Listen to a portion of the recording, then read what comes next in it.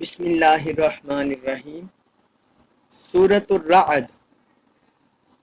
سورۃ الرعد یہ سورہ مبارکہ بعض ائمہ کے نزدیک یہ سورت مدنی ہے اور بعض ائمہ کے نزدیک یہ سورت مکی ہے۔ حضرت عبداللہ بن عباس رضی اللہ عنہما سے ایک روایت مروی ہے کہ سورۃ الرعد مکی ہے۔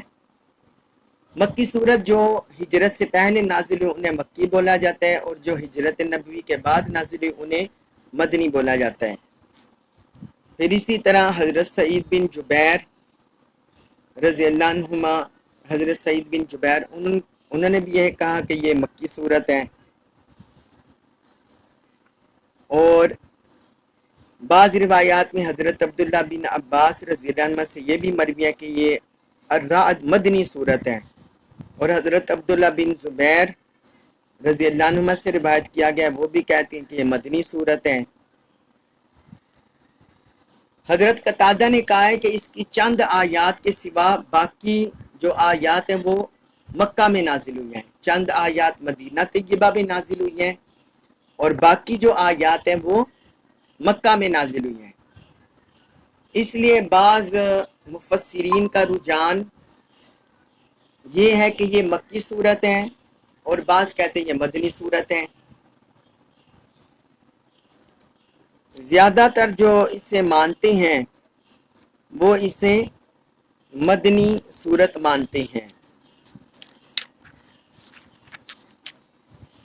اب یہ صورت ترتیب کے لحاظ سے، جو نزول کے لحاظ سے اس کی ترتیب ہے وہ اس کی بنتی ہے 96، اور قرآن میں ترتیب کے لحاظ سے اس کی جو ترتیب کے لحاظ سے نمبر ہے وہ 13 ہے، نزول کے لحاظ سے 96 نمبر، اور ترتیب قرآن کے لحاظ سے 13 نمبر یہ صورت ہے۔ اس کی آیات ہیں 43، اور اس کے رکوع ہیں 6 اس کے رکوع ہیں، اور اس کو جو کلمات ہیں وہ ہیں 865 اس کے کلمات ہیں، اور اس کے حروف کی تعداد 3506 اس کے حروف کی تعداد ہے۔ تو یہ اس کا آیات، حروف، کلمات کے لحاظ سے تعارف تھا۔ اس کا جو نام ہے وہ معروف ہے، چاہے متقدمین ائمہ ہیں یا بعد میں آنے والے ہیں، سب کا اتفاق ہے کہ اس سورت کا نام الرعد ہے۔ اس سورت کا نام الرعد ہے۔ الرعد اس وجہ سے بولا جاتا ہے کہ اس سورت کی آیت نمبر 13، یہ سورت کا عدد بھی ترتیب قرآن کے لحاظ سے 13 ہیں، اور اس سورت کی جو آیت نمبر 13 ہے اس میں یہ لفظ الرعد آیا ہے۔ الرعد جو اللہ پاک نے فرمایا یسبح الرعد بحمدہ والملائکۃ من خیفتہ، ویسبح الرعد بحمدہ والملائکۃ من خیفتہ، کہ گرج، یہ بجلیوں اور بادلوں کی گرج یا اس پر متعین فرشتہ اور تمام فرشتے اس کے خوف سے اس کی حمد کے ساتھ تسبیح کرتے ہیں۔ تو یہ آیت نمبر 13 میں الرعد آیا ہے، اس وجہ سے اس سورت کا نام الرعد ہے۔ الرعد کے کئی معانی ائمہ لغت نے بیان کیے ہیں کہ الرعد کے کیا کیا معانی ہیں۔ بادل کی آواز کو بھی رعد کہتے ہیں، اور بعض روایات سے پتہ چلتا ہے کہ رعد وہ فرشتہ ہے جو بادل کو ہانکتا ہے، جو بادل کو چلانے والا فرشتہ ہے اسے بھی رعد بولتے ہیں۔ اسی طرح لغت میں یہ بھی کہا گیا ہے کہ کسی شخص کے ڈرانے دمکانے کو بھی رعد کہتے ہیں، کوئی شخص ڈرائے دمکائے رعد اسے بولتے ہیں۔ کسی شخص کے کندھے خوف سے کپ کپا رہے ہوں تو کہتے ہیں ارعدت فرائسہ خوفا، کہ اس کے کندھے خوف سے کپ کپا رہے ہیں۔ اسی طرح بادل کا گرجنا، کڑکنا، اور ڈرانے دھمکانے کو بھی رعد بولتے ہیں۔ یہ امام راغب اصفہانی نے مفردات القرآن میں یہ معنی بیان کی ہیں الرعد کے، اور اسی طرح المنجد میں بھی یہ معنی مذکور ہیں۔ اس پر ایک حدیث مبارک ہے، سنن ترمذی میں حدیث ہے، حضرت عبداللہ بن عباس رضی اللہ عنہ بیان کرتے ہیں کہ حضور نبی اکرم صلی اللہ علیہ وسلم کے پاس یہودی آئے اور وہ کہنے لگے یا ابا القاسم ہمیں بتائیں کہ رعد کیا چیز ہے، یہ جو رعد ہے یہ کیا چیز ہے؟ آپ صلی اللہ علیہ وسلم نے فرمایا وہ فرشتوں میں سے ایک فرشتہ ہے جو بادل کے ساتھ مقرر ہے، اس کے پاس آگ کے کوڑے ہیں جن سے وہ جہاں اللہ چاہتا ہے بادلوں کو ہنکاتا ہے، بادلوں کو ہنکاتا ہے، انہیں لے کر چلتا ہے۔ انہوں نے پوچھا اور یہ آواز کیسے ہے جس کو ہم سنتے ہیں جب بادل کڑکتا ہے، گونج پیدا ہوتے ہیں، آواز پیدا ہوتے ہیں، وہ کہتے ہیں یہ آواز کیسی ہے؟ تو آپ صلی اللہ علیہ وسلم نے فرمایا یہ بادلوں کو ڈانٹنا اور جھڑکنا ہے۔ جب وہ فرشتہ بادلوں کو ڈانٹتا اور جھڑکتا ہے تو وہ بادل وہاں پہنچتے ہیں جہاں پہنچنے کا انہیں فرشتہ حکم دیتا ہے۔ یہ سنن ترمذی میں حدیث ہے، حدیث نمبر 3117، اور مسند احمد بن حنبل میں بھی یہ حدیث ہے۔ تو اس حدیث سے پتہ چلا کہ الرعد جو ہے یہ ایک فرشتے کا بھی نام ہے جو بادلوں کو چلاتا ہے۔ اسی طرح قرآن میں بھی ان فرشتوں کا ذکر آیا ہے، سورۃ الصافات آیت نمبر 1 اور 2، اس میں فرمایا والصافات صفا فالزاجرات زجرا، ان فرشتوں کی قسم جو صف باندھے عبادت کر رہی ہیں، بس ان فرشتوں کی قسم جو بادلوں کو جھڑک کر ہنکا رہی ہیں، جو بادلوں کو جھڑک کر ہنکا رہے ہیں، ان فرشتوں کی قسم۔ تو یہ ہے الرعد کی وجہ تسمیہ اور اس کا معنی۔ اب اس کے اور فضائل بھی ذکر ہیں احادیث میں اور آثار میں۔ حضرت امام مالک نے اور امام ابن ابی شیبہ نے ایک حدیث روایت کی ہے، حضرت عامر بن عبداللہ بن زبیر رضی اللہ عنہما، ان سے وہ جس وقت رات کی آواز سنتے بادلوں کی کڑکتی تو اپنی گفتگو بند کر دیتے، اپنی گفتگو کرنا چھوڑ دیتے، خاموش ہو جاتے، اور وہ کہتے سبحان الذی یسبح الرعد بحمدہ والملائکۃ من خیفتہ، اور سبحان الذی پڑھ کر پھر یہ آیت نمبر 13 پڑھتے جس میں رعد کا ذکر ہے، یسبح الرعد بحمدہ والملائکۃ من خیفتہ، پھر وہ کہتے ان ھذا لوعید لاہل الارض شدید، کہ یہ زمین والوں کے لیے بڑی شدید وعید ہے، یعنی یہ جو بادل گرجتا ہے کڑکتا ہے، وہ کہتے ہیں یہ اللہ کی طرف سے بڑی شدید وعید ہوتی ہے، اس لیے وہ خاموش ہو جاتے، بات کو چھوڑ دیتے اور اللہ کی تسبیح کرتے اور یہ آیت پڑھتے۔ یہ موطا مالک میں حدیث ہے، حدیث نمبر 1801، اور مصنف ابن ابی شیبہ میں بھی یہ حدیث ہے۔ اسی طرح ایک حدیث ہے حضرت عبداللہ بن عباس رضی اللہ عنہ سے مروی ہے، وہ کہتے ہیں کہ جب کوئی بندہ رات کی آواز سنے، بادل کے گرجنے کڑکنے کی جب کوئی بندہ آواز سنے تو وہ کہے سبحان الذی یسبح الرعد بحمدہ والملائکۃ من خیفتہ، وہ یہ بولے، وہ یہ پڑھے سبحان الذی یسبح الرعد بحمدہ والملائکۃ من خیفتہ وَهُوَ عَلَىٰ كُلِّ شَيْءٍ قَدِيرٌ، اور وہ ہر چیز پر قادر ہے۔ فَإِنْ أَصَابَتْهُ صَاعِقَةٌ فَعَلَيَّ دِيَتُهُ، اگر اسے وہ بجلی پہنچ گئی تو پھر اس کی دیت مجھ پر لازم ہے، اس کی دیت ادا کرنا مجھ پر لازم ہے۔ یہ سنن ابن منصور میں حدیث ہے، حدیث نمبر 1165۔ مطلب ان کا کہنے کا یہ ہے کہ جو بندہ بھی بادلوں کے گرجنے پر کڑکنے پر جو یہ تسبیح پڑھ لیتا ہے اس کی بجلی سے ہلاکت نہیں ہوتی، وہ پھر اللہ کی پناہ میں آ جاتا ہے۔ تو کہتے ہیں جو بندہ اس سے ہلاک ہو جائے پھر میں اس کی دیت ادا کروں گا۔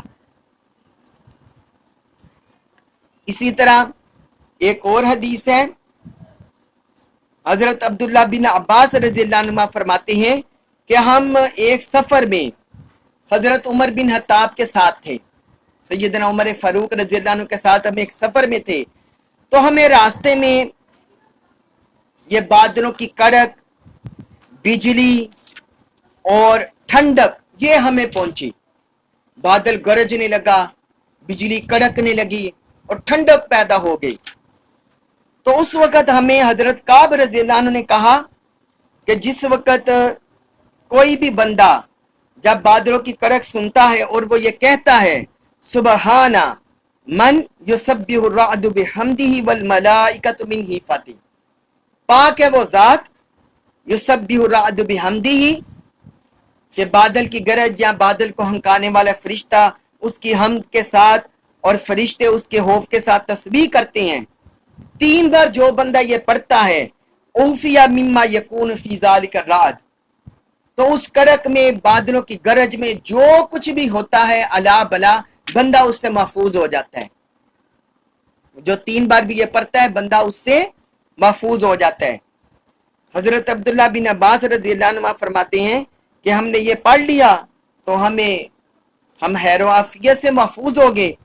پھر ہم حضرت عمر بن خطاب سے ایک راستے میں چلتے ہوئے ہم ملے، فَإِذَا بَرْدَةٌ قَدْ أَصَابَتْ أَنْفَهُ، تو جو ٹھنڈک ہے ان کا ناک وہ ٹھنڈک کا شکار ہو گیا تھا، یعنی انہیں فلو، نزلہ، زکام یا اس طرح کوئی کیفیت ہو گئی تھی ناک کی، اور بہت زیادہ سوجن ہو گئی تھی ان کی ناک کو، اثر ہو گیا تھا۔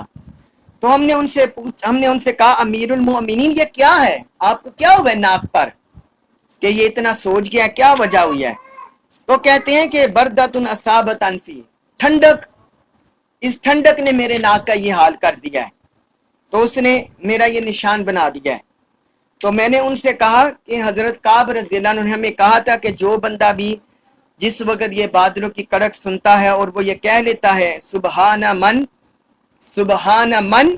یسبح الرعد بحمدہ والملائکۃ من خیفتہ، تو جو کچھ بھی اس کڑک میں ہوتا ہے وہ بچا لیا جاتا ہے، محفوظ کر لیا جاتا ہے، خیر و عافیت ہو جاتی ہے۔ تو کہتے ہیں ہم نے یہ کہہ لیا تو ہم خیر و عافیت سے ہو گئے۔ تو حضرت عمر رضی اللہ عنہ فرمانے لگے فَهَلْ لَا أَعْلَمْتُمُونَا حَتَّى نَقُولَ، کہ تم نے مجھے یہ کیوں نہ سکھا دی، تم یہ دعا مجھے بھی سکھا دیتے، یہ مجھے کیوں نہیں سکھائی تاکہ ہم اسے